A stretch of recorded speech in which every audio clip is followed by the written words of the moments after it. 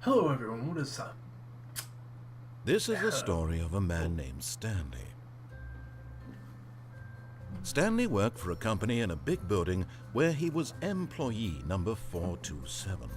Employee number 427's job was simple. He sat at his desk in room 427 and he pushed buttons on a keyboard. Orders came to him through a monitor on his desk, telling him what buttons to push, how long to push them, and in what order. This is what employee 427 did every day of every month of every year.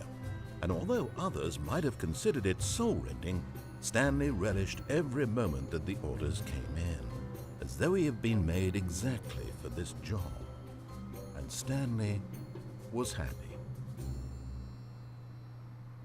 And then one day, something very peculiar happened. Something that would forever change Stanley. Something he would never quite forget.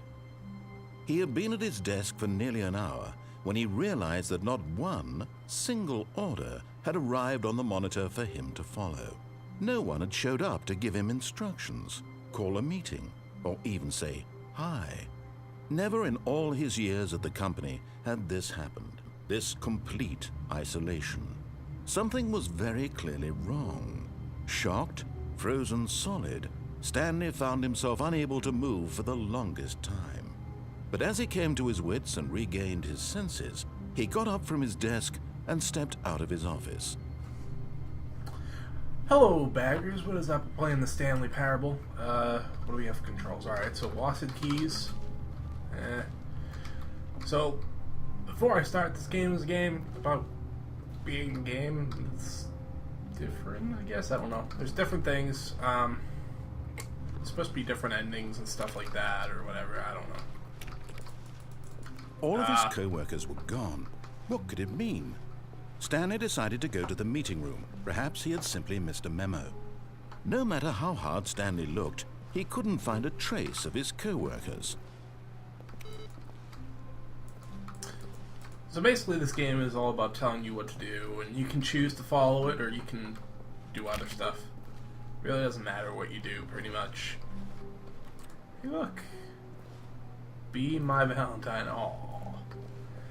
And, there's really no explaining what this game is. It's pretty much different.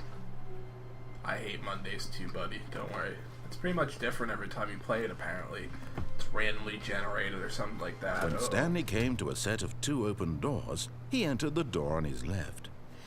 Okay, so basically, you give me 2 doors. They said to go to the door on the left, but you can go on the right one if you want. This was not the correct way to the meeting room, and Stanley knew it perfectly well.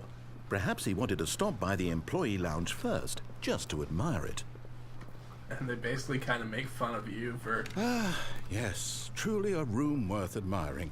It had really been worth the detour after all, just to spend a few moments here in this immaculate, beautifully constructed room. But eager to get back to business, Stanley took the first open door on his left. Nope. Stanley was so bad at following directions, it's incredible he wasn't fired years ago. So yeah, they basically just poke fun of you and stuff like that. It's kind of a cooler looking game. Do not jump from the lift when it's in motion to cause death. Penalty for misuse of cargo lift, $1,000. Penalty for jumping, $5,000. Okay. Look, Stanley, I think perhaps we've gotten off on the wrong foot here. I'm not your enemy, really, I'm not. I realize that investing your trust in someone else can be difficult, but the fact is that the story has been about nothing but you all this time. There's someone you've been neglecting, Stanley. Someone you've forgotten about. Please, stop trying to make every decision by yourself. Now, I'm not asking for me, I'm asking for her. My wife. This is it, Stanley. Your chance to redeem yourself. To put your work aside. To let her back into your life. She's been waiting. Oh. That's her, Stanley. You need to be the one to do this. To... Oh, God.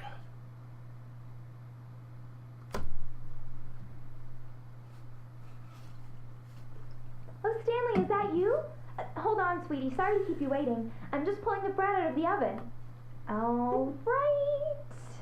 Okay, there we go.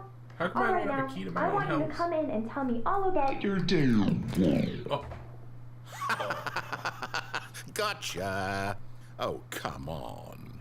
Did you actually think you had a loving wife who'd want to commit their life to you? I'm trying to make a point here, Stanley. I'm trying to get you to see something. Come inside. Let me show you what's really going on here. that kind of hurt. Not gonna lie. You know what? Fuck you. You tricked Sorry, but you're in my story now. me. Okay. Fair enough. This is a very sad story about the death of a man named Stanley.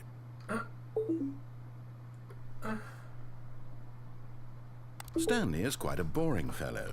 He has a job that demands nothing of him, and every button that he pushes is a reminder of the inconsequential nature of his existence. Oh. Look at him there, pushing buttons, doing exactly what he's told to do. Now he's pushing a button. Now he's eating lunch. Now he's going home. Now he's coming back to work. One might even feel sorry for him, except that he's chosen this life.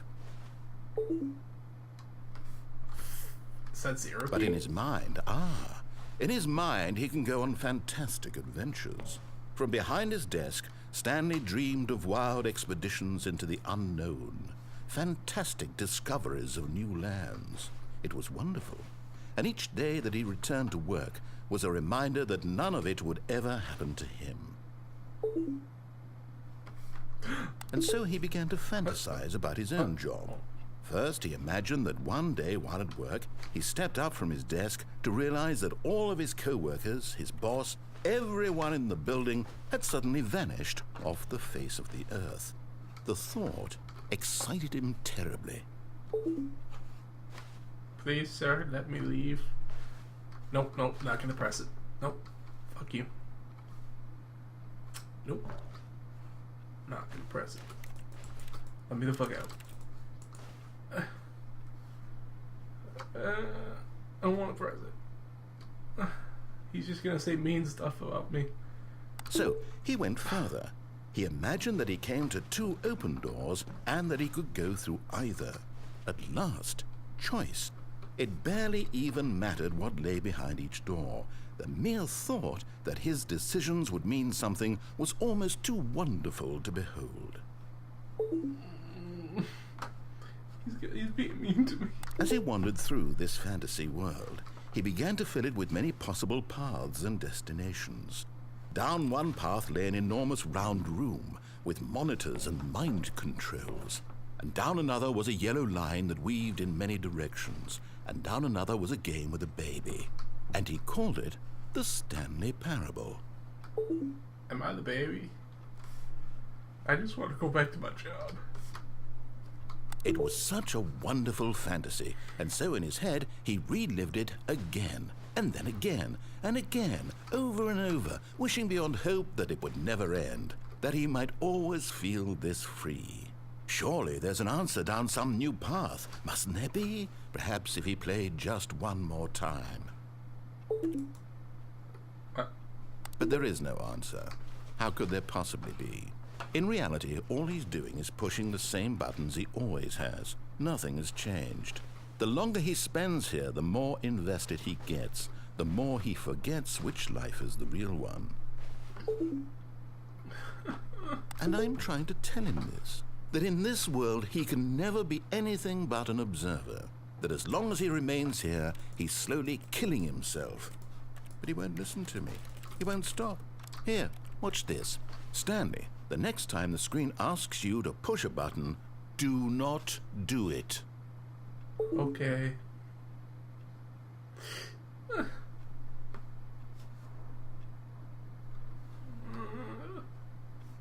Come on, nothing's gonna happen. They're gonna make me press the button. The guy told me not to press it. Now I need to press it.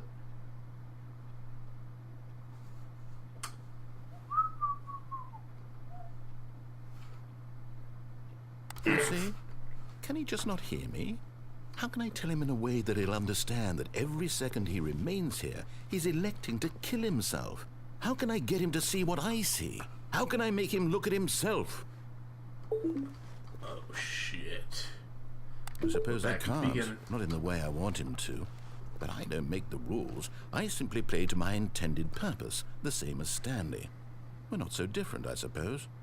I'll try once more to convey all this to him. I'm compelled to. I must. Perhaps, well, maybe this time he'll see. Maybe this time. And I tried again. What? And Stanley pushed a button. And I tried again.